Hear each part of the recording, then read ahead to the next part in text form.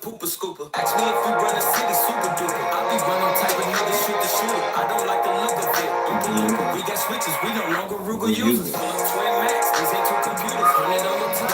What up? Get back dope, fat from a bitch. Tell my pick her up. 61st and Euclid block don't exist. I was super stupid, but up overnight, serving the drug abusers. Out the county too, crib in the valley too. Know when they come from music. Look at it raining bullets. Know when they come from Cupid. Money dropped it like you finna say something stupid. You're gonna need insurance soon as you bump into it. Taking them troopers on the chase, ain't nothing to it. She wanna be with me. I'm not gonna do this with taking a pound town, doing it busy.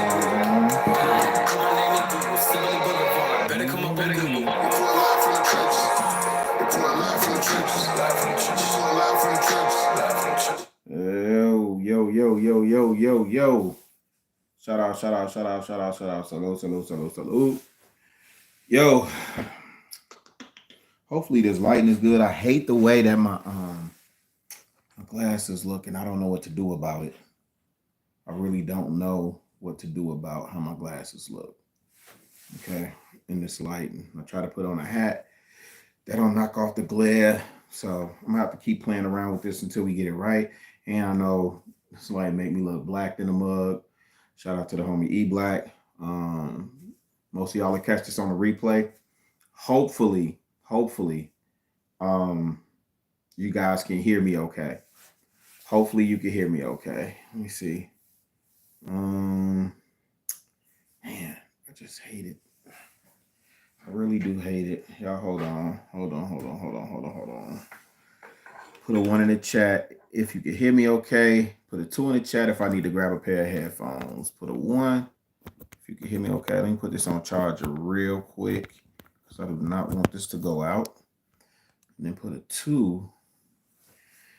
I can't do nothing about this glare on my glasses, man. I'm gonna have to figure out some other type of lighting situations. I hate the way that's looking. And it's making my eyes like look extra red, and I'm not even sleepy or nothing like that, right? So, shout out to whoever coming in and just throwing a thumbs up. I appreciate it. So that was an eventful day. Got a couple things that came for me. I can't show. Oh, can I show you? I can't show you one of them. So I shout out to my man Hank. Hank does this his vinyl and action figure for the day. And shout out to Hank because we usually build on vinyl. He got me on a couple of pieces, man. He got a couple of good pieces.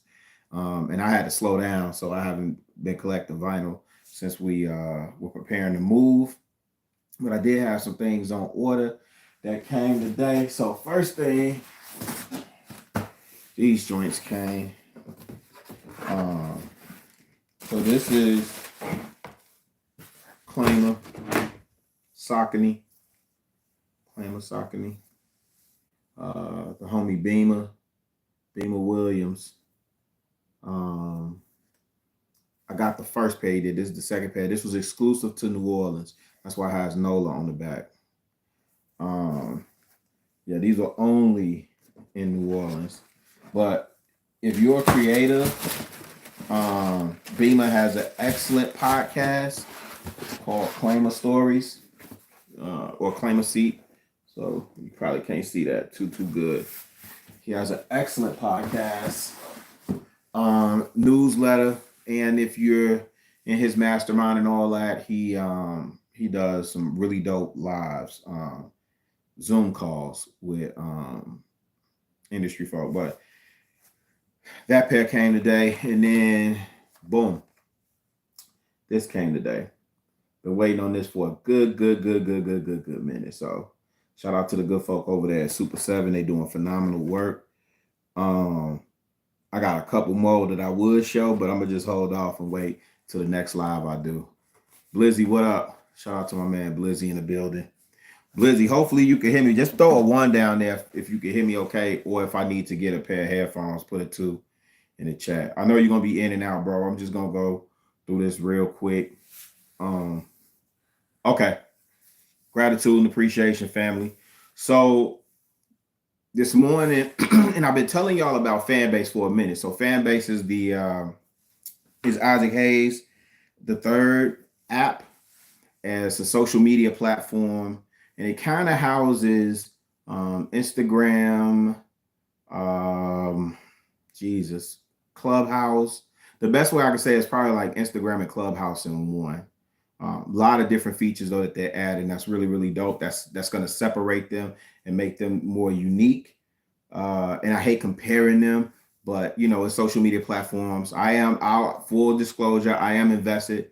I do have an investment position in Fanbase, and then this is the fourth round of marketing, but I think this is Series A, if I'm not mistaken. This is Series A um, that they're offering up now. But anyway, so Nick Love, my homie Nick Love, who I've known in Atlanta, he's done marketing, grassroots marketing for some of your favorite rappers, and some of your favorite campaigns. He's done a lot for it, and I won't run down his resume, but he's a well-respected brother within the music industry, well-respected marketer amongst those who know marketing and promotion, especially at a grassroots level. Like his name rings bells, and his government really is Nick Love. So Google him and tell him I sent you. I have no idea why my eyes are looking so red. I'm gonna just attribute that to the light though. And I hate the way this is shining off my glass. So I'm gonna mostly be in my laptop. So that's what I'm ducking off and looking at. And again, thank you guys for tapping in, hit the like button, all that other good stuff.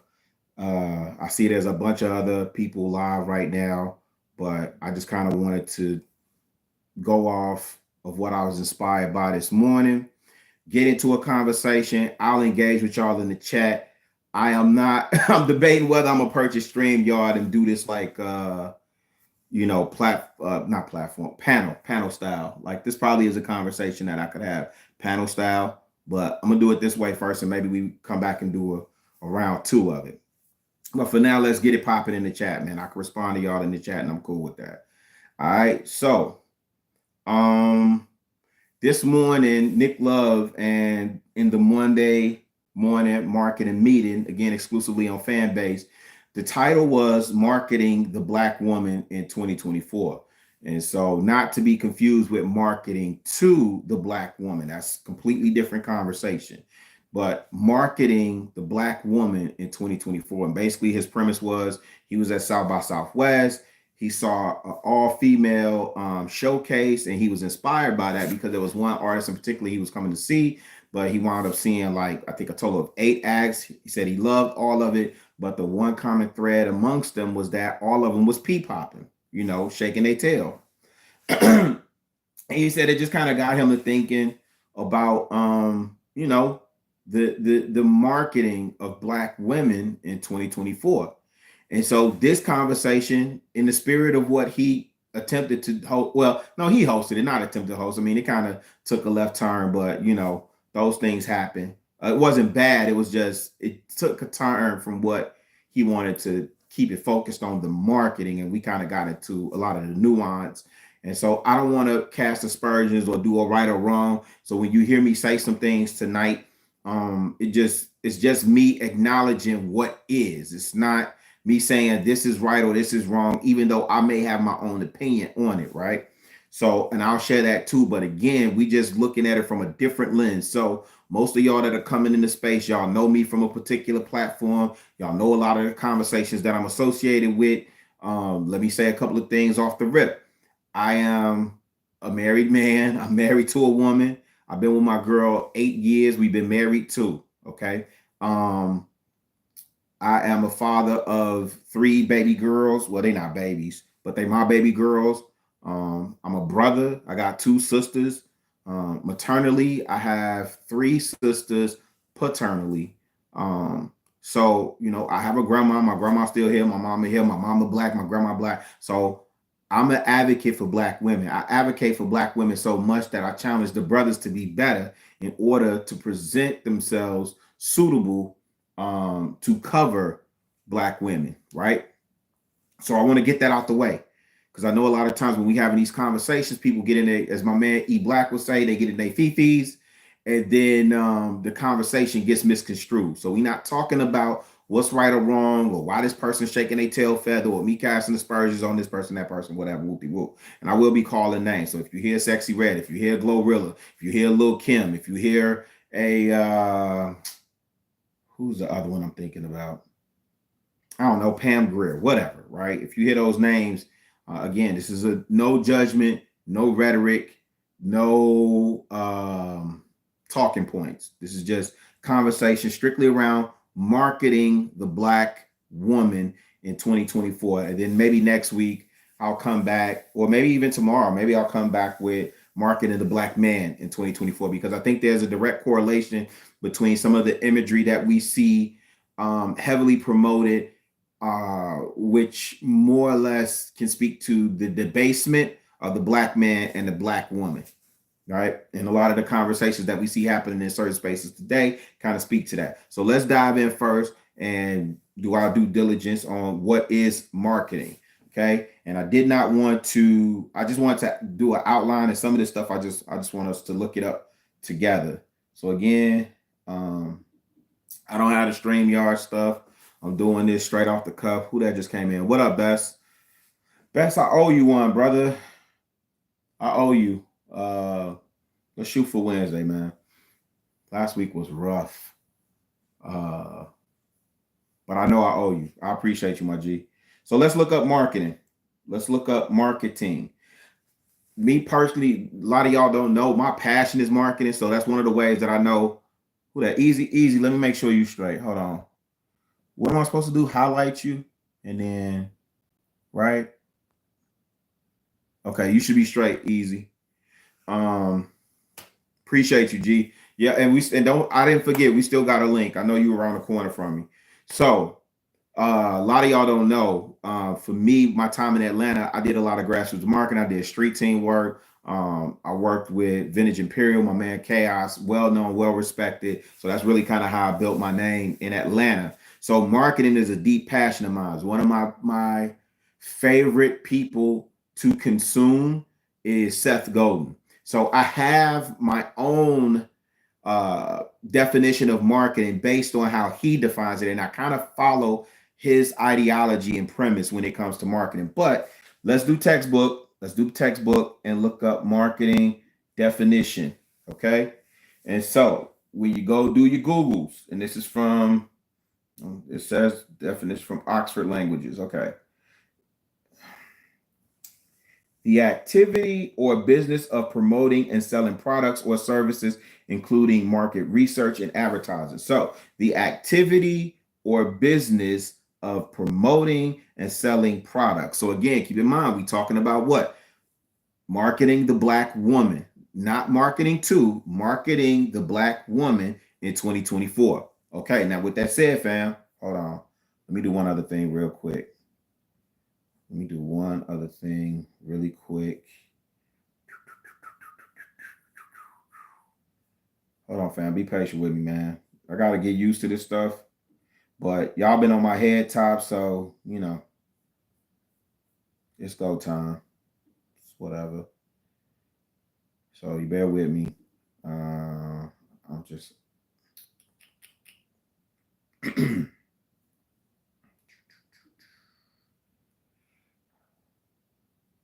Okay, let me cut this down so this doesn't blow back. Okay. Whew.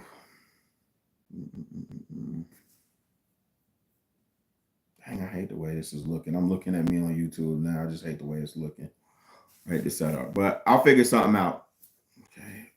Oh, Gail is in here. Oh, Witch Doctor. Shout out to Witch Doctor. Man, Gail, I appreciate you.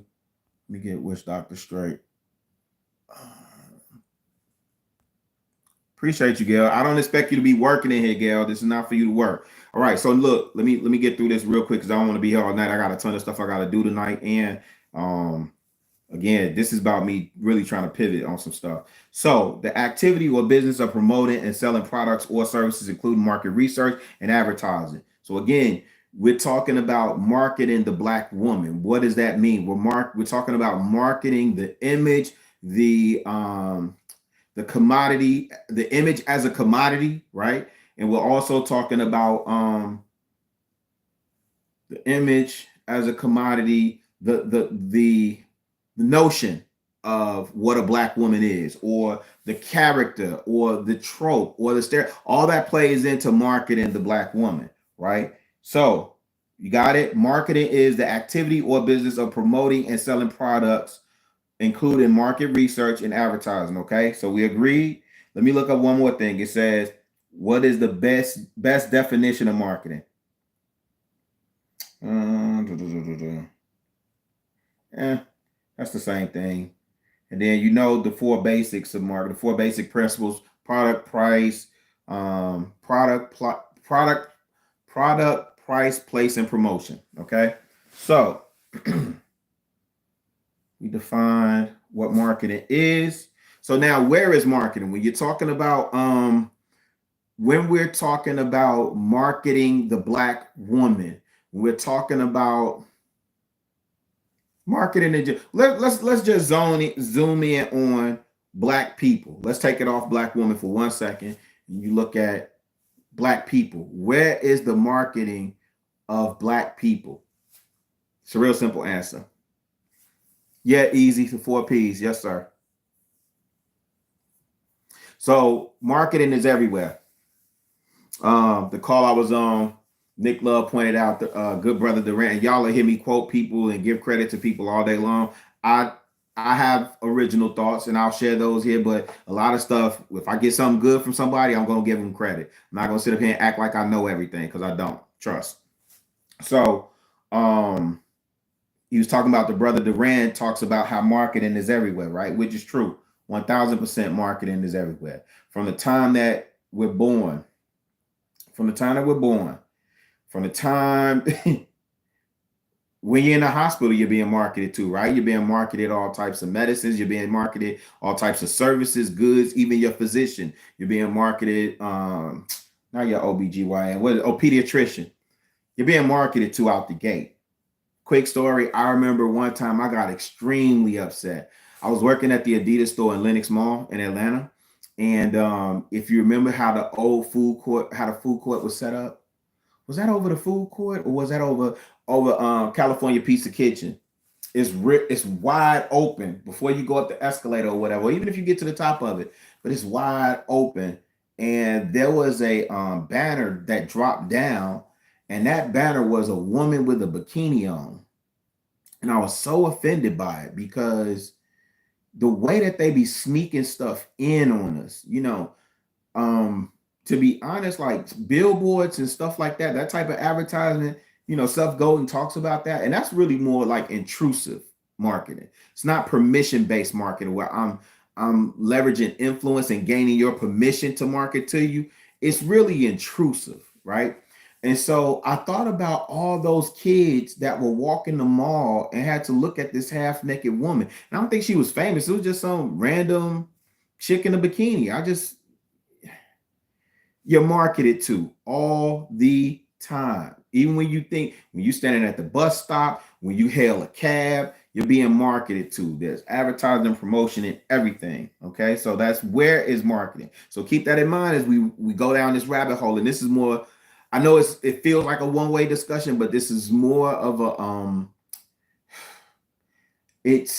I want it to be a dialogue. I want it to be a back and forth. You know what I mean? So keep that in mind as we walk this path of marketing the Black woman. And the way that I prepared this is just some thoughts. So it's not like I'm saying I have any answers. I just want to put this in the ethos so we can consider it, and maybe we revisit it at another time. So that's where is marketing. Okay. So now let's break this out and think about the image, or think about the Black woman. Who is the Black woman? What is the Black woman? Right? Who is she? Is she the boss chick or the bossy chick? It's two different types. Who that just popped in? Man, I'm blind in the mug.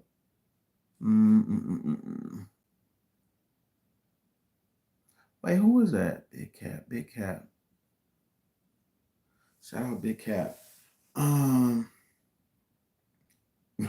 Shout out Big Cap. I'm thinking about the DJ, and I'm thinking about the DJ where the record kept skipping, and Biggie threw his bottle at him, bottle of water at Big Cap. Rest in peace, Big Cap.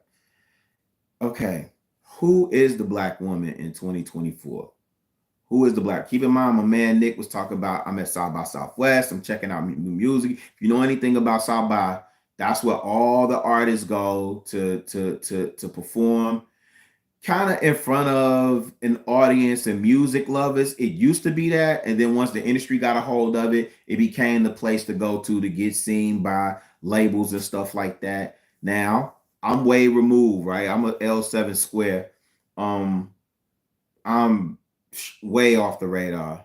Blind with glasses. Gail, don't start that. I know I'm all in the camera looking like, you know what I'm saying? Because I got my phone. I'm doing this one from my phone because for some reason I haven't figured out how to do it from my laptop yet. And then I heard somebody talk about YouTube is making people do it this way. So whatever. So now when you think about South by, is where all the artists are going to get heard, get seen, get discovered. And again, I'm far removed from the industry, so I don't know. I just don't. I don't know how it works. If people are still going there to get signed, and how many people are getting signed as a result of performing at South by. However, keep in mind what he said when he went, and this is what got him to thinking about marketing the black woman.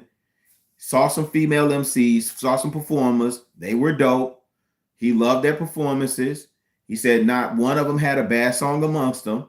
But the one thing that he noticed is they all was pee popping. Now, as a man, you know, you enjoy that. You know, well, for him, he was saying he enjoyed that. Me, myself, it don't hurt for me to see somebody pop their coochie. I mean, you know what I'm saying? I'm not a prude, you know what I'm saying? But I'm not the one that's also like in the strip club tipping and none of that stuff too, right? So kind of is what it is.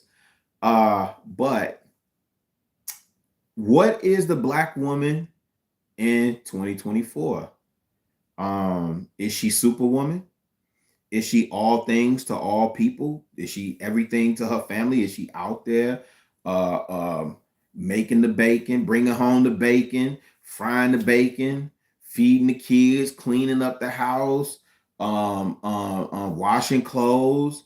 Who is the black woman? Is she this sexually liberated creature that can go out there and pee pop on Saturday, be in church on Sunday, be back to work on Monday in a high level position, right? At an executive position, right? Who is the black woman in 2024, right? It's up for debate. So let's look at a couple of things because I got a couple of prototypes.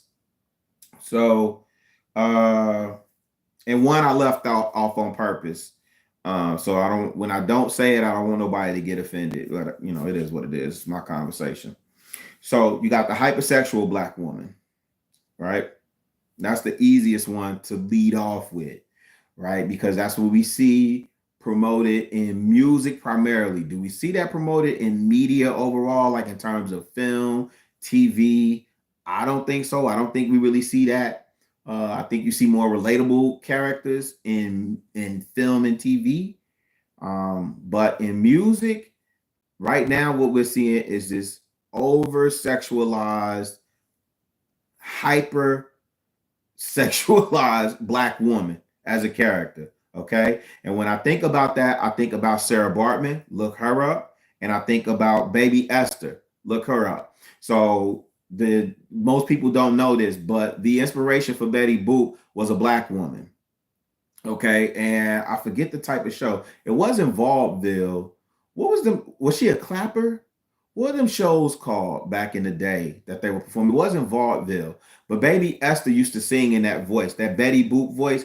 There's a well, God bless her, but it was a young woman named Esther. She went by the name of Baby Esther, right? And so Josephine Baker, right? Who else just popped in here?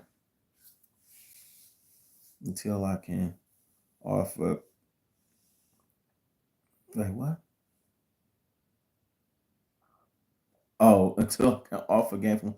See, pop in. Oh, well, Cap, I don't know what you mean by that unless you're talking to somebody in the chat. Sorry, y'all. Gail, be quiet. I'm blind in the mud trying to read what Cap's saying. And I don't know that that's the case either. Again, I'm not casting aspersions. I'm not judging. I'm just saying what is, right? I'm not saying right, wrong, and indifferent. We're just having this conversation around marketing the black woman. Okay, so Josephine Baker, was hypersexualized. And then think about it. Even with Tina Turner, God bless her. God rest her soul. You think about those skirts and outfits they used to wear, those were all hypersexual, right? And so the black woman in America has always been over sexualized, in my opinion. I can't speak to other countries or other cultures, other ethnicities, other places throughout the diaspora for the black woman, but I know in America, she has a history of being over sexualized. And when you think about that, the other thing you have to consider is that of her own doing.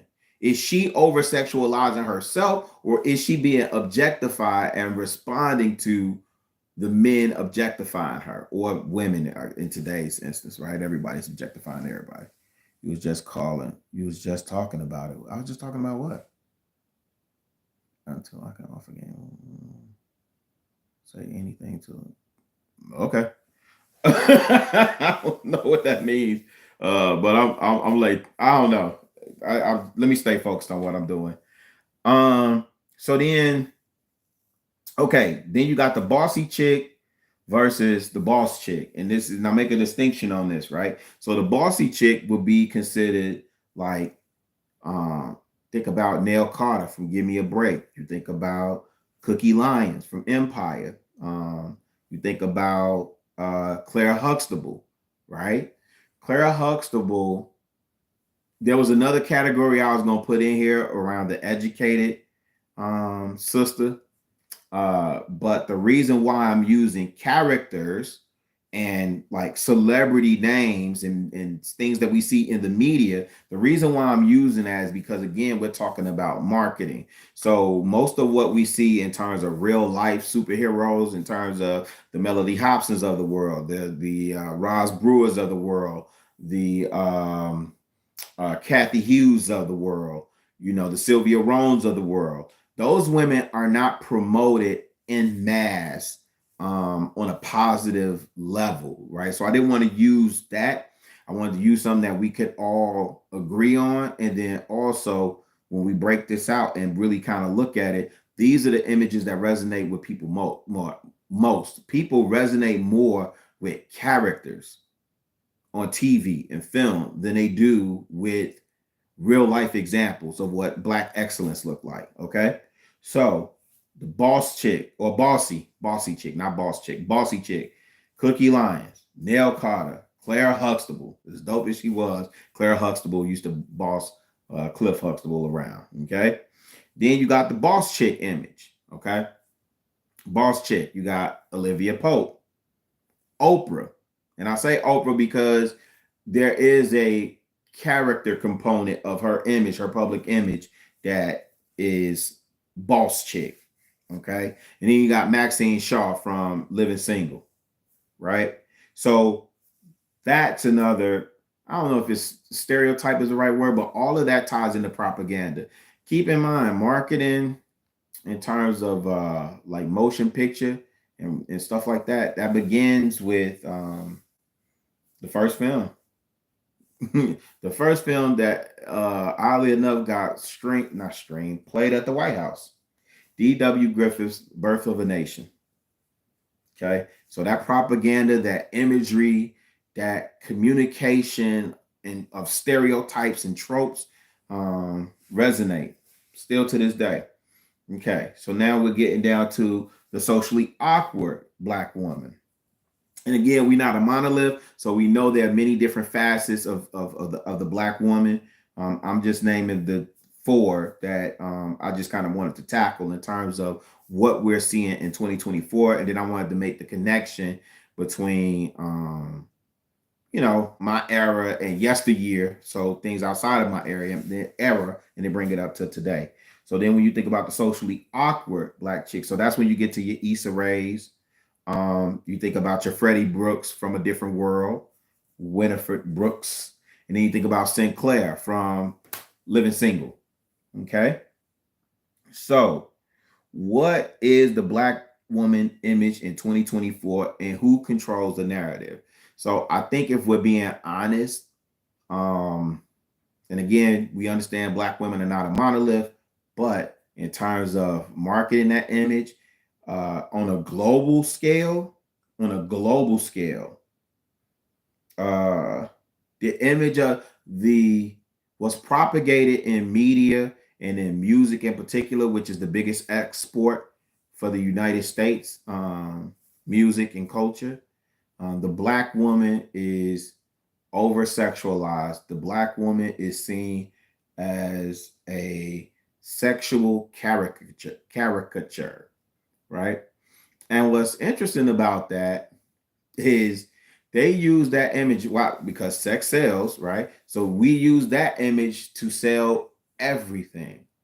And it puts and you know what I think is interesting, and if we do this again, I'll have to do a deeper dive because I wonder when I think about your Glorilla, Sexy Reds, your Nicki Minaj, your Cardi B's, your Meg Thee Stallions, you know, like Meg Thee Stallion with Popeyes, everybody's eating that, right? Woman, man, child, all that, right? But I'm wondering the impact of these ladies on the male psyche in terms of how he spends his dollar, right? Like I don't see anything that these ladies would promote that men would be like, yo, I gotta go out and get that new Fenty. Even though Rihanna has like a line for men, like this, what is it, Savage Fenty? Savage Fenty. I don't know, no dudes wearing no that doggone Savage Fenty, right? But that is what it is, right? So who controls the narrative? When you think about that image of the black woman being overly sexual, so right, so in certain spaces, a lot of the content that is you know, overwhelmingly super popular is this narrative around Keisha. And she's got 3 baby daddies, you know, 3 different men and all this other goofy stuff, right? But then I think, man, like yeah, those women exist, they out there, man. But you know what's funny? When I was sitting in that room with Nick Love and them, man, it was dope because I was reminded of how many dope sisters are out there. Like real talk, we have a lot of conversation about the wayward women in our community that we really just kind of see out and about. They're not really in our community because if we're being honest, most of us that are online, if you can afford to have a computer and Wi-Fi, and internet, and all that other stuff, you're probably not living amongst those type of women. You probably don't associate with those type of women. Keep it a bean. You see them when you may be out shopping somewhere, and it's a surprise to you because you've been insulated in your suburban enclave. Then when you come out, you see Keisha in her element or out of her element, and it throws you off, right? So I just think this year has to be the year of good people highlighting the good, right? And call out the bad and continue to call out and course correct for that, right? But we also got to give voice to the ones who deserve to be celebrated. There's a lot of good sisters, my opinion. Ton of work to be done still, but you know, that's my opinion. So again, who controls the narrative? Follow the money. Follow the money. Follow the money. We don't control the narrative, and that's problematic for us. Who just came in here? Liberated Soul. Look out, bruh, in chat. Finally call the lab, Liberated Soul. Let me make sure you straight.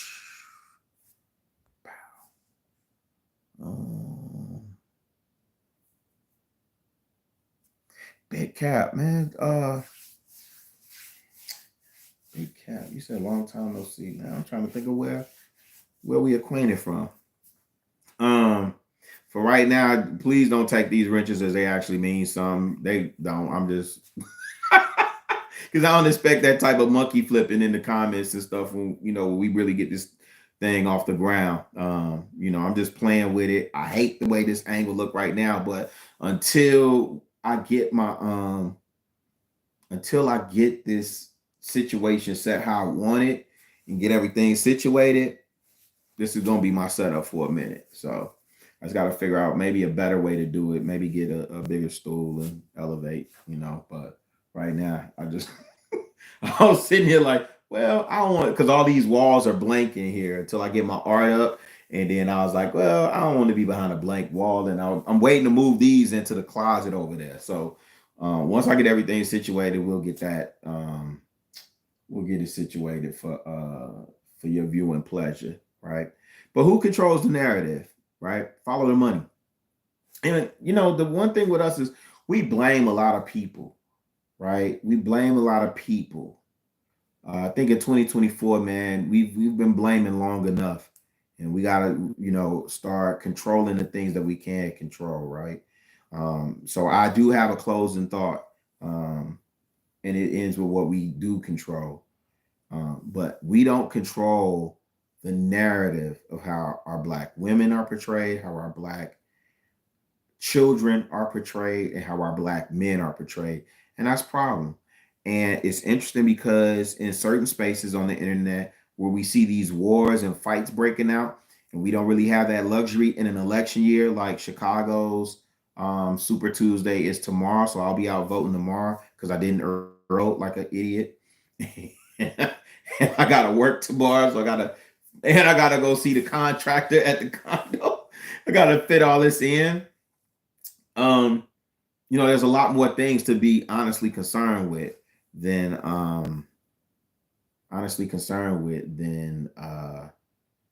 pea popping. Although, and that's more cultural than anything else. But I think we got to control the narrative, and that starts with controlling what we choose to highlight in media. Please understand, social media is still media. So when you're reposting what Keisha is doing, if she's popping her thought pocket and all that other stuff, and you're reposting that's the narrative you're pushing. I'm not saying don't speak about it. I'm saying understand the part that plays, right? Liberated, what you saying, fam? Appreciate you, bro. I don't take these wrenches to yeah. Yeah, salute. Indeed. We building. Listen, we build it, and even for me, I'm challenging myself on what I look at.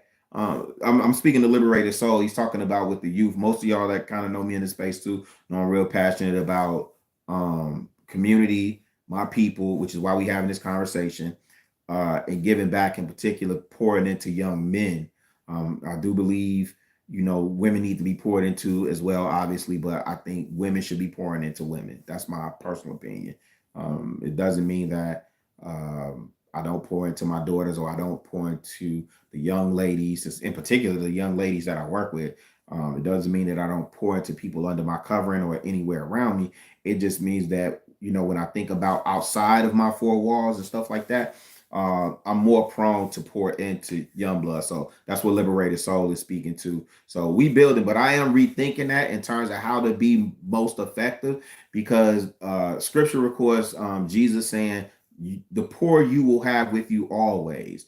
And the way somebody broke that down to me one time is he wasn't saying that poor people will always be poor. He was saying the poor that you will have with you always because of the mindset. And so it's the same way I think about mentorship and broken young men and broken homes. If we do not work, because I think right now the mentorship and the things that I do and the things that I support is just like a quick fix. It's not a long-term fix. If we do not work to fix the family and restore the black nuclear family, man, it's gonna be a rough go at it, fam. So salute to you. I always see you moving and shaking, man. So I appreciate you, and I appreciate every one of y'all that tune in with the boy. I don't take these lightly. I do feel like this was not rushed, but I do want to give it, maybe I'll make it a series because I do want to give it more thought. And I do want to break out, marketing the black man in 2024. I do want to break out marketing the black child. Like one of the things that came up on the call is how young black girls and boys, but she was talking about girls because the conversation went on women, but how young black girls are seen as more mature at a younger age, whereas children of other ethnicities are given the opportunity to be young children, right? So think about when you hear in the news, if one ethnicity does something, it's usually reported young man or young boy or the little boy or something boy. But then when it comes to black boys and they're boys, it's young, it's man, it's young man or something to that effect. It's never teenage. It is never presented as, anyway, I don't want to go down the rabbit hole because we're talking about marketing the black woman in 2024. And I don't profess to be the expert on marketing the black woman. It's not even something that I would actively participate in, especially with the way that this type of economy that exists now. And I'm not talking about dollars. I'm talking about just like the mind share, this social connection economy, all of those things. Liberated, what else you saying? Oh, Blaze, what up, fam? Man, salute, salute, salute, salute, salute. I'm not gonna be on here much longer. I actually plan on going for an hour. Um, yeah. You know what's funny, Liberated? When I say that, I don't know why people get offended. It's so many sisters that get offended. What you mean you only deal with boys? I mean, listen, man, I'll be 50. Like that's the way I was raised. I'm not saying I can't change, but I don't know. I press my wife all the time to go and speak to young women and deal with. I press her all the time. She is not doing it. You saying I'm muted? I'm muted? How am I muted? I'm muted? Mm, appreciate you, bro. Not big on occasion with social media. Man, that's love. That's love, man. I appreciate you. Wait a minute. E Black, I'm muted? Man, you raggedy son of a.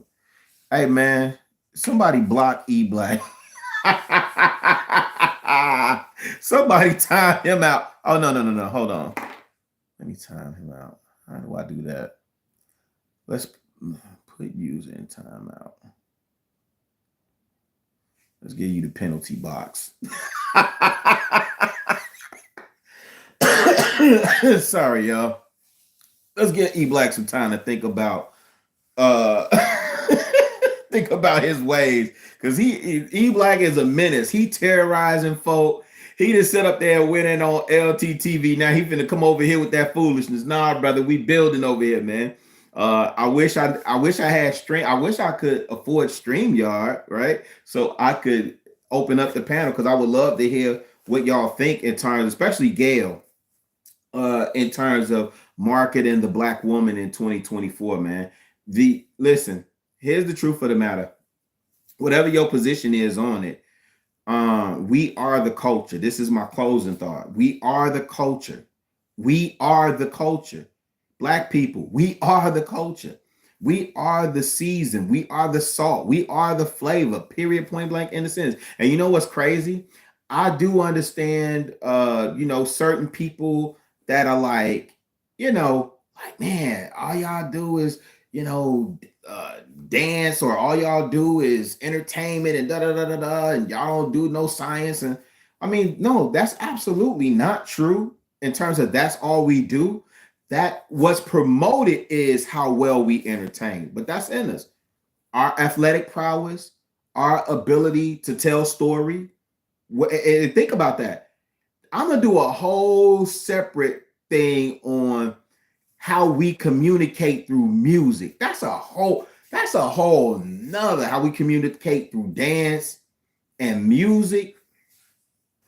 Them drums, I don't care if you in Brazil, Ghana, I don't care if you in Siberia.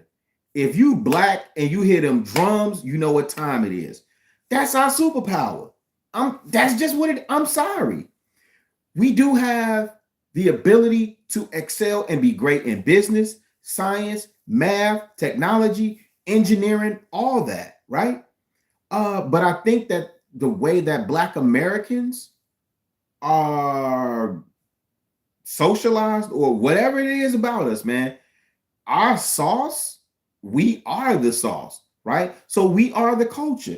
So we should control what we can't control, and we control the okay. We control the cool. We control the cool. There was a book by Noah. Well, who was he? Oh gosh. Hold on. Y'all just be patient with me, man. I'm getting used to this stuff.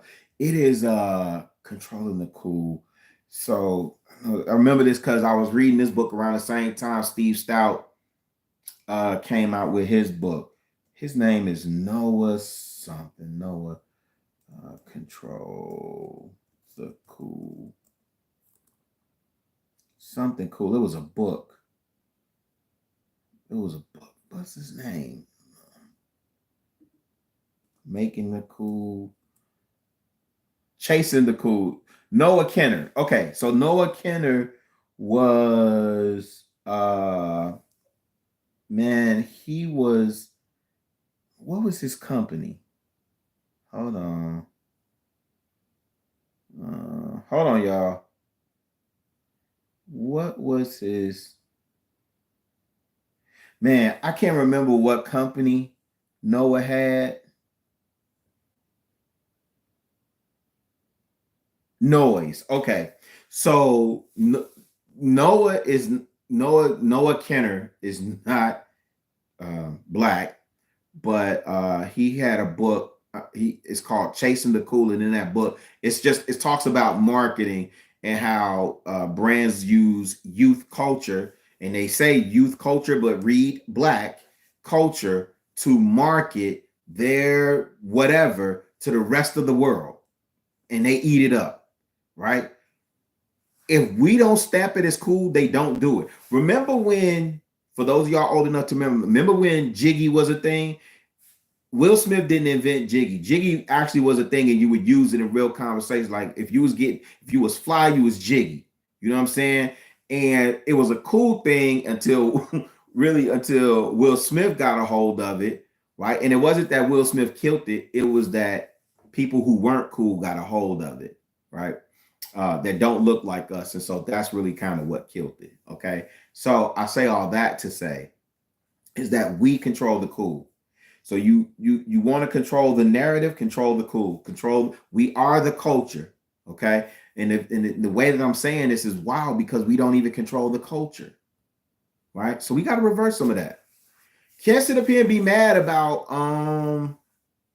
the artists in music that represent the genre by and large, because this argument that's been going on for decades now.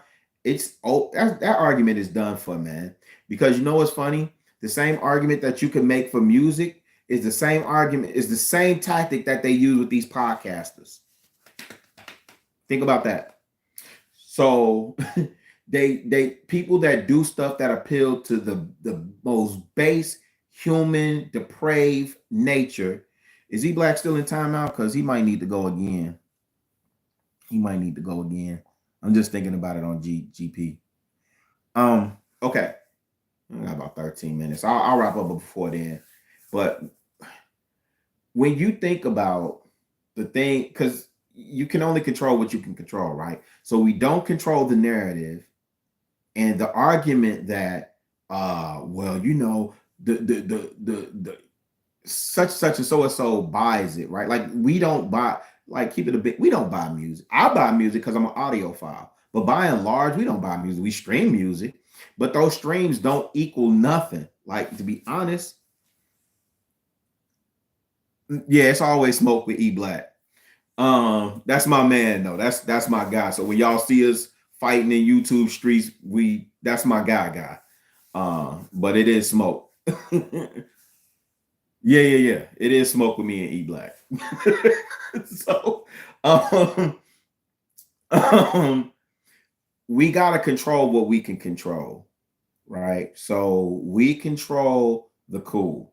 There is nobody else that can come and say it's cool like we say it's cool, and they bite our whole style, right? So if we control the cool, then why can't you leverage that and control the narrative and control the culture? You get the stamp and say on what's cool and what's not. Migos was cool, but Migos wasn't cool until they got the stamp. Remember, Drake was a goofball in Degrassi High, and then he did not Take Care. What was that? What was it? Season something? What was that album? Y'all know better than me. That mixtape that he did. Some mixtape that he did with I remember when he did, what was it, a P code or something like that? What's the name of that thing? It was before Take Care came out. What was the name of it? Thank you, Gail. Please stop working, Gail. I appreciate you. We invented the genre, but right. So that's my point, Blaze. They are time. I'll be seeing you all the time, man. I appreciate you. I sincerely appreciate you because you always uh, shout me out when you see me moving about. So Far Gone. Thank you. No, it was before So Far Gone. Listen. Let me find this, man. Sorry, y'all. Bear with me. This was before So Far Gone. So Far Gone. No, it was the one with him in the peacoat. Drake mixtape. Oh shoot, hold on. Open season. No, comeback season. Comeback season. Yeah. Okay, Blaze. Yeah, comeback season. Comeback season, right? When he did that one, so he went from Degrassi, right? Lame, nobody rocking with him. Canada Kid. That comeback season, what was that? 2007. That comeback season, bomb. He got the stamp of approval. Okay. Nothing moves without us saying so. Okay. This hat is nothing without the stamp of approval. Right. What's another pair of sneakers? No. What's a dope pair of sneakers I got? I got a bunch of Joe Fresh goods. I had to double up on these. That yellow box you see, nothing without the stamp of approval. Okay, from the rooter to the tutor, the way we dress, the way we carry ourselves, our hand movements. Do you notice how much we've changed? DAP is a real thing now. Okay, and that's not just reserved for Black people. Okay, when I'm out amongst people who don't look like me, and I go to dap them up and that's us. That's us. So we control. We control the cool. We don't control the culture in the way that I think we should. That's okay. We'll get there. Hopefully we get there in my lifetime because I do want to see us eat off of what we create. Okay. Man, peace and blessings, man. I appreciate y'all saying that. I think man, I think I don't take it for granted when people, hopefully what I say come across. I'm a genuine dude. I try to be. I am not perfect. You know what I'm saying? Have my ways, have my days, but I genuinely care about. And I learned. I was talking with my man Dre Marshall. I learned yesterday, like I really do get that from my grandma. The thought that none of us are as strong as all of us, and that all of us are in community together, and that there's redemption for everyone. Not everyone literally, but you know what I mean. Majority of people there's redemption for, and you try and see the good in everybody until they do something to you. Then it's a different story. You know what I mean? But I appreciate when y'all say, "Yo, really, you a stand-up dude," or "Yo, you a good brother." Most people, one of the ways that I made my name in Atlanta, man, is when I go back, I'm still good down there, and that's a beautiful feeling, man. Like for real, because it's a lot of people that do shicey things, dirty things, and it's just cool when your name is spoken and they say, "Yo, that's a solid brother." We should all hustle for our name. You should always work to have a good name amongst people. Put it like that. So with that said, I'm gonna wrap this up, fam. I sincerely appreciate y'all. I know y'all about to file out. So what's my final words? I don't have any solutions. In terms of marketing the Black woman, I don't have a definitive position. I do think that this is the year in 2024 where this whole culture war, this whole war on Black is back. Let me block him till infinity. Not to get you off topic or anything, bro, but I got a question, and it's not to stir up anything in any way. Hold on. when you and your folks were rocking, why didn't you get your own thing going? You always something, something, something. Had a well-rounded. Oh, E Black hates this. Those sneaker boxes.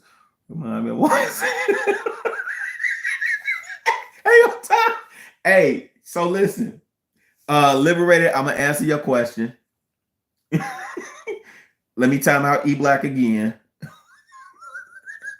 This is my joint, E Black. I can drop you as much as I want. Okay. Let me answer time and then Liberated, I'll get to you because E Black knows this. E Black been on my head. There's a couple of y'all that's been on my head for a good minute. So my sneakers, I used to work for Adidas. So this stuff I used to get like all day. All this here. I used to get stuff like this all day long. All day long. We used to have allotment, and so I did have a lot of sneakers. I still got a few over at my grandma's house. But I actually my son can fit my 10 and I'm a 10 and a half, so he can fit my joints now. I sent a lot of stuff to him. But this is nothing. I'm not even bragging, fam. This is nothing. But let me tell you my strategy now. So it's always a good time to buy. It's never not a bad time to own a pair of shell toes. Okay. And then you get them in different colorways. Okay. So those are always good to have on deck. The Ultra Boost I get because I run in them, and then during the summer, if I'm walking around the city, you just need something comfortable, man. You just can't be walking around the city on that brick or concrete in shell toes and Stan Smiths. It's gonna crush your feet. Now, these that I showed you earlier. So my thing now is black creatives, right? So this Beamer joints, these fashion geeks, I don't need, man. I got stories to tell. I'm gonna kick this channel off the right way, fam. These Puma joints behind me, people that know me know I'm an Adidas head, Adidas. I don't even rock Puma. These are the only Pumas I have, and I only got them because of Zoe from Fashion Geek, hometown hero. And I think that's a major thing when you get black designers at sneaker companies. Look into it and see how many black people get to actually design a sneaker. Not Jordan having a deal with Nike and Tinker. It wasn't even Tinker Hatfield at first. It was, I forget who came to him with the sneaker first. Tinker Hatfield, I don't even think Tinker Hatfield came on to the Jordan 3s, but that first Air Jordan that looked like a high top Air Force One, that was, gosh, I can't even think of the name now. And he passed too because he did the first logo with the wings. Anyway, only collect black designers now for the most part. Just gonna ask about the sneaks. Two cuz I know. Yeah. E-Dub. Hold on, E-Dub. E-Dub.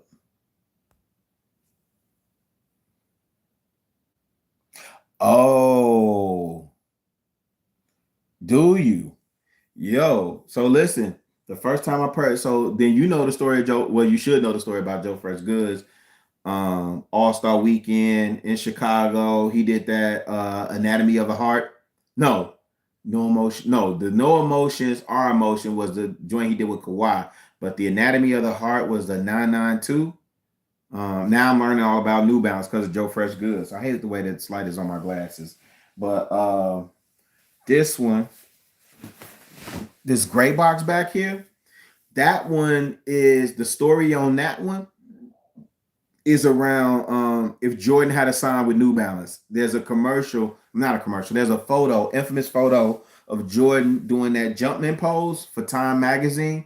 And in that original photo, the story goes, he didn't have a pair of sneakers to wear to the photo shoot. James Worthy loaned him a pair of his New Balance 660s, I think, and that's what that gray box is. So Joe Fresh Goods does a lot of storytelling with his sneakers.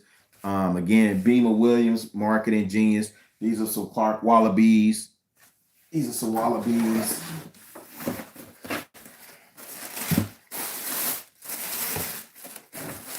He did some Wallabies, Beamer Williams.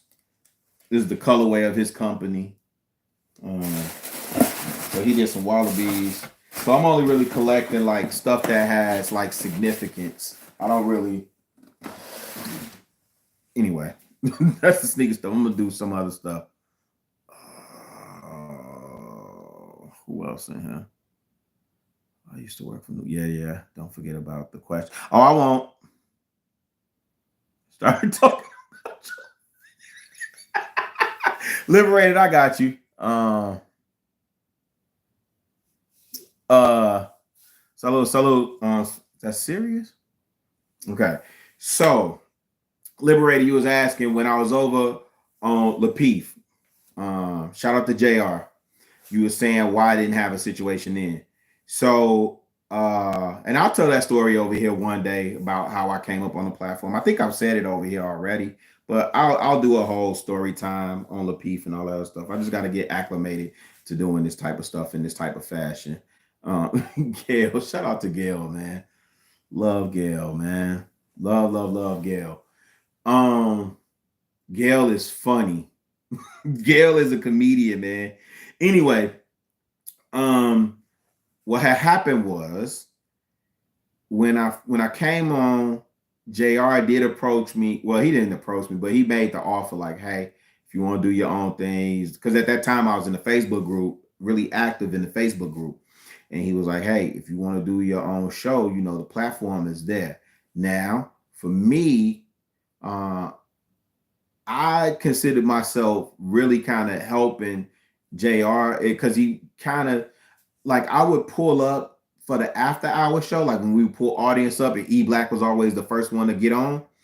I would pull up and ask questions and go back and forth and have the banter and everything. But I was really rooting for bro because he was from the crib. So I never looked at me like when he asked me to come up, like I was excited to be on the panel, but I also looked at it like, you know, I was riding with bro. So I never wanted to be seen as somebody that was leeching or taking advantage of the platform that he built, even though he offered me the opportunity to do something on the platform. The other thing is, and most of y'all know this, you know, just as a man, you just kind of want to do your own thing in your own time. You know what I mean?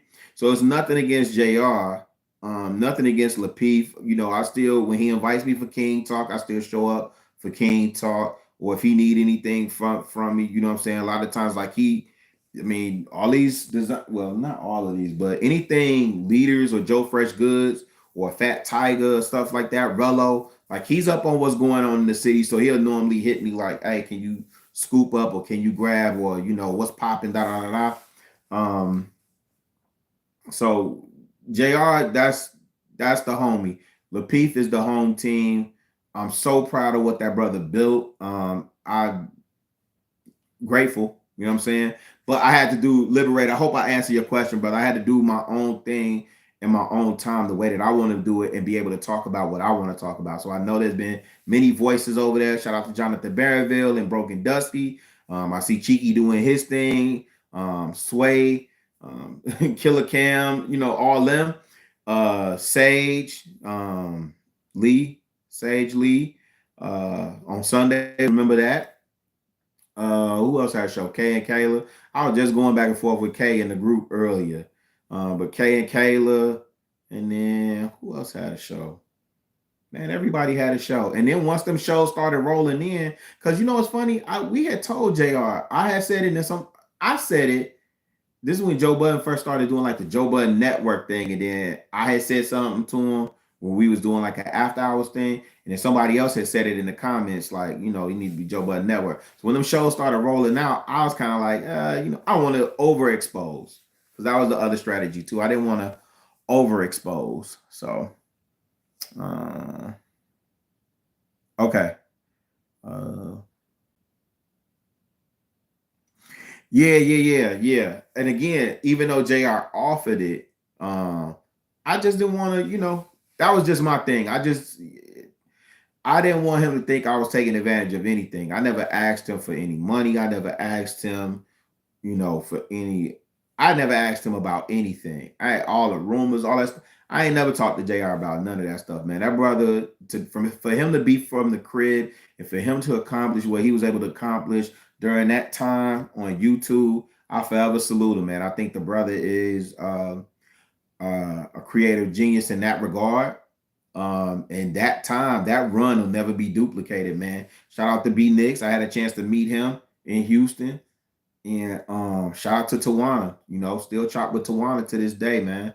Tawana, Shawana, all that, man. So but I wanted to be able to do my own thing here and kind of show what community building looks like, right? So if you follow me on IG or if you got my government in real life and follow me on Facebook, then I'll promote when I'm going live there. I want to be able to set up a schedule, but the way work is working out, that ain't finna happen no time soon. So I remember those days. I really think so better. Yeah, I mean everything has this run in this era. Yeah, you know what's funny? Liberated though. The people been asking for me to do something and say something for a minute, man. So I only and this is the other thing I told JR too. I only want to speak when I have something of substance to add to the conversation. This particular thing, I'm gonna have to revisit, man. Like real talk. The cool thing is you gotta, man, listen. That's love and gratitude. That's love and gratitude. I appreciate it, E-Dub, but I don't take it for granted. Yeah, I may revisit this because I do want to unpack it and I want to do it in a panel form because I really want to hear what y'all think in terms of marketing the Black woman. I will tell you on that call that I was on Fanbase, it kind of turned. It was borderline. It was going there. It was going, like manosphere rhetoric, but it's interesting because it wasn't many men chiming in, and the men that were chiming in were actually very supportive of the women. But it was the women that was on stage that had a chance to voice their experience. And I was up there, but I just did not want to chime in. I just want to listen to these sisters express what some of their challenges are. And one thing we have to concede is that this ongoing man versus woman fight in the public is big business and it's big money, and a lot of people are eating. And I ain't cool with that, fam. I ain't cool with that. We got plenty of good women out here. There's some Keishas out here. There's some Bone Quishas and Quanishas and Ronishas and Hanishas and all of that. There's some Tyrones out here. You know what I'm saying? But it's some good women out here too, and there's some good brothers out here. And we got to bring that balance back, man. Those of us that know better, we gotta say what's better, right? So I appreciate y'all, man. I didn't have any solutions. My closing thoughts actually were that we are the culture. We control the cool. Nothing moves without us. Not a god doggone thing. What y'all talking about? That's what it's about then. Oh yeah. I may have to revisit. I was saying something for the Young Bloods. One of my streams, I was saying, I was talking about your name. Your name. The Bible talks about, hold on. The Bible specifically says,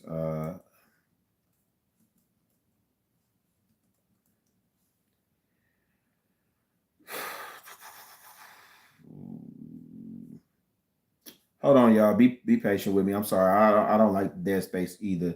But name is better.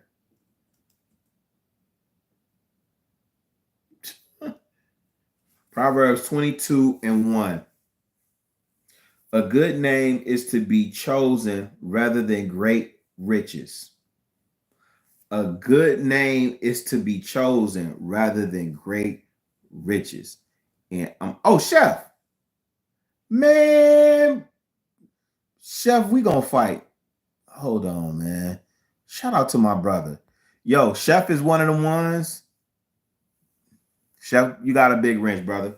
Chef is one of the ones that was on my head too. And then as soon as I said, yo, Chef, I'm doing it. I'm finally gonna do it. I think he said one thing and he said, hold on. And I swear, like 30 minutes later, he sent me back with this intro clip that's on I think it's in my shorts. He sent me back with this intro clip that's like, it's time to unleash the gorillas. You know what I'm saying? It was dope, man. Thank you, Chef. I appreciate you, brother. I miss you. When I get back down to the A, man, we definitely got a link for real, for real. Shout out to Chef, man. Chef Shapino. Y'all make sure y'all follow. Wait.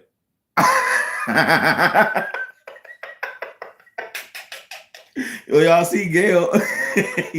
Y'all see Gail. Shout out to Chef Shapino, man. Y'all show that brother some love. You know what I'm saying? Oh, snap. Simon here. Chef, man, this would have been a good. Oh, Chef, I'm going to have to run it back. Man. I'm going to have to run it back. Dang it, Chef, I'm going to have to run it back just because you here, because I know you would have had something on it. We talking about marketing the Black woman. I'm actually about to close the club down, about to wrap up shop. I got to get a tagline to take us out. I don't know what that's going to be, but man, we control the culture, man. No, we control the cool. We do not control the culture. The reason why I say that, shout out to you, Simon. Salute, fam. The reason why I say we know why we don't control the culture. When you introduce money into this stuff, man, it gets so muddy. It gets so convoluted, and that's jacked up. Oh, Chef. Hold on, Chef. Shout out to Hink, man. So Hink does his action figure and vinyl of the week. That came today, Chef. I'm I'm gonna start showing y'all, you know what I'm saying? I got a couple of other pieces down there, but the mail came today. You know what I mean? So that's why I broke the purple out for the polka dot guide. You dig? Yeah. But anytime you introduce money into this thing, it gets so muddy and convoluted. However,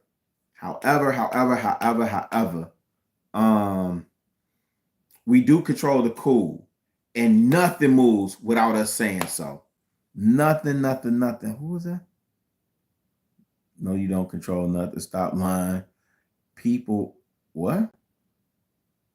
I don't know who that is, but okay.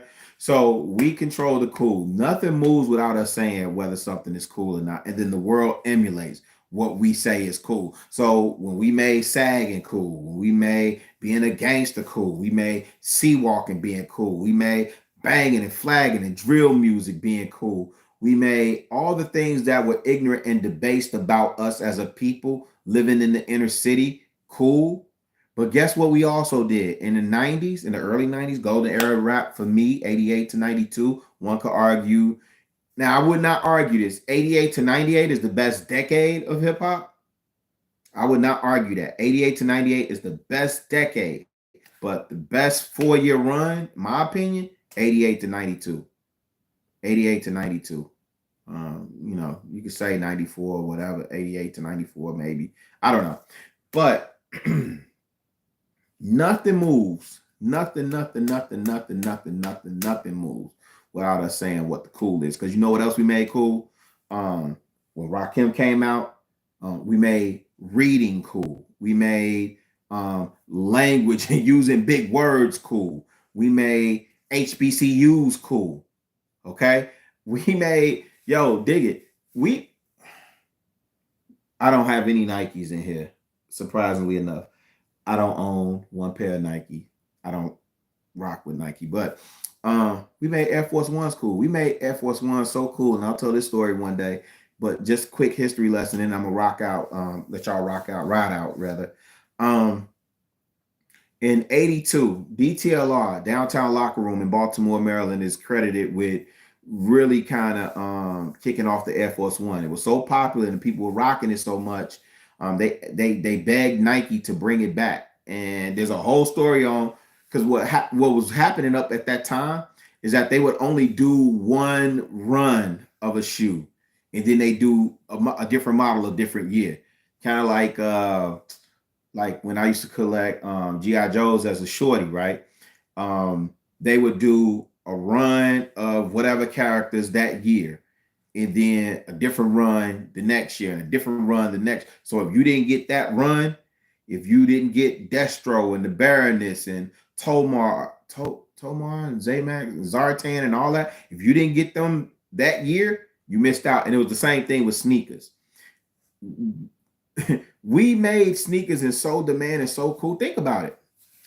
It wasn't even really cool to wear sneakers outside of what the function was for, which was either basketball, tennis, golf, whatever. We took that, flipped it all on its head, man. We control the cool. Nothing moves without us saying so. So control the cool. Now we got to work on controlling the culture, which means we eat and profit from that which we create, and then you control the narrative. We don't even have to really wait for all those things to align, because we could shut down narratives now if we really wanted to. It don't take all of us, just 10% for the tipping point. All right.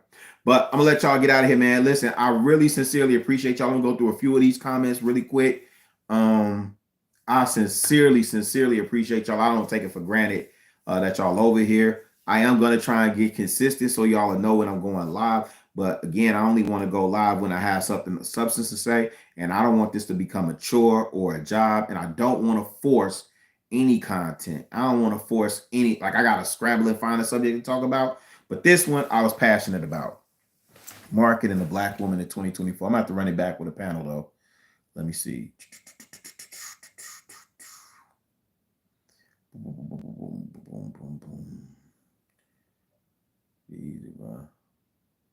Much success. Hey man, these are just conversations, my G. Shout out to you, Liberated. Kwame, stop. Man, we all wore the polka dots, man. We all wore the polka dots.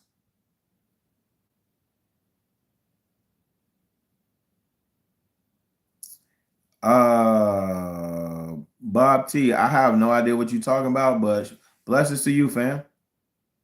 Yeah, the Gumby haircut too. Yo. No, Kwame didn't have he didn't have a Gumby. He had a look at that. Well, is that a pump? I thought that was like a step. His was more like a step. Bobby Brown had the Gumby. That's a Gumby? I don't think that's a Gumby. That's a Gumby? I don't think that's a Gumby. Nah, I don't think that's a Gumby. Shout out to Gumby. I thought that was like a step. What do they call it? A box fade. It was like a step. We used to call it a step because it wasn't a gum. A Gumby is like leaning to the side, like leaning. But that step fade was a box, and then it was and then you had another level. So it's like a step fade is what we call it. Polka dots and black Zodiac. Yeah. Okay. No, that's not a gun. Thank you, E-Dub. I know I ain't going crazy, man. But in Chicago, we call that because it's a box fade, but we call it a step fade or something. I forgot what we called it. There we go. Okay, E-Dub. Thank you. I know I'm not crazy. That ain't a Gumby. Bobby Brown had the Gumby. That was a genuine Gumby. Shout out to Fahamu Paku, man. Chef Fahamu Paku, who's down there in Georgia. He's an artist down there in Georgia. Visual artist, very dope artist. He still rocks a Gumby. But anyway, I appreciate y'all because the old man could get to ranting and babbling, and I didn't want to do that, man. I just want us to get better as a people. So if y'all cool to do this again next Monday, 10 p.m. for about an hour Central Standard Time, maybe, or maybe we find another time to do it. I don't know. If you're watching this on the replay, leave a comment. Tell me what I could get better at, man. If I need to do something different, or if you want to hear me talk about something else or approach something else, whether it's community, because I am gonna do my pop outs. I'm waiting for the weather to break, so we're gonna go through the city. I'm gonna pull up to different spots and go live, man. We're gonna interview some people. I'm gonna show y'all the dope side of Chicago. I'm gonna show y'all the dope side, man. Yeah, it's a lot of goodness in the city. Let me see, in Baltimore.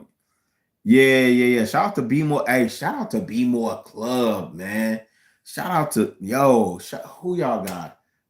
Frank Ski, And D Class, my man D Class, man. Shout out to D Class. Uh, it was close, but I don't know what the Dallas headquarters. Yeah. Mm, like a broken vessel, he will hold no knowledge. Hey, Bob T. Shout out to you, man. I think you representing the Lord in here, and that's cool. No, Chef. No, no. I will leave that for you. But shout out to you, Bob T. I think one thing that if you consider yourself a believer, I consider myself a believer, right? And one thing we got to be able to do is read the room. Shout out to my man Dre. I was talking to him yesterday, and he was talking about, you know, if we're believers, why would why would I go and set up shop in front of a mosque and start preaching Christ crucified, dead and buried, right, in front of the mosque, right? Like we got to be able to read the room in order to have an effective witness. And I agree with you, God first, and I ain't saying you got to dumb yours down or whatever it is that you do. Blessings to you, but also kind of read the room, fam. So I don't know you. I don't know if you trolling. I'm a grown man. I don't do the trolling. I'm gonna do a whole stream on that too, because I think that's wild that people come online and the stuff that in real life would get you punched in the mouth or slapped. People do those things and say those things and then excuse it as I'm just trolling. So I don't know what you're doing, brother. Shout out to you. I'm not offended. I'm just telling you that in order for you to have an effective witness, you should read the room. And then really, if you're a child of God, you should really let the Holy Spirit use you and advise you. And if you're in sync with the Holy Spirit, like you are portraying to be in this chat, yeah, man, Gail, I appreciate you. So with that, fam, we gonna get out of here, man. I ain't trying to hurt nobody. I don't want no smoke with nobody, man. I appreciate y'all. Thank y'all for tuning in with the boy. When I go live, yo, follow me on IG, the Chicago Rilla on IG. Tap in, subscribe here on the YouTube, man. We trying to get these numbers up. And then, let me tell y'all this too. Once I get monetized, any contribution you send this way will always go. So I'm not doing this for money. Oh, Liberated, if you still here, that's the other thing. I didn't want to do anything. So I knew that Lapeef Network, I knew that channel was for profit. So the other thing is I didn't want to do stuff and people say, oh, he doing that for money or he's saying that because of money. So what I did, or not what I did. What I say genuinely.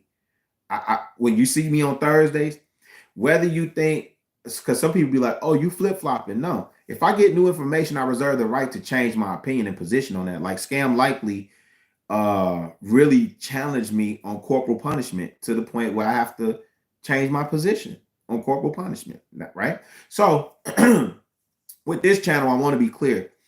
When this channel does get monetized, because y'all gonna help it get monetized. I know people be sitting up there saying, I'm investing in YouTube and all that other stuff.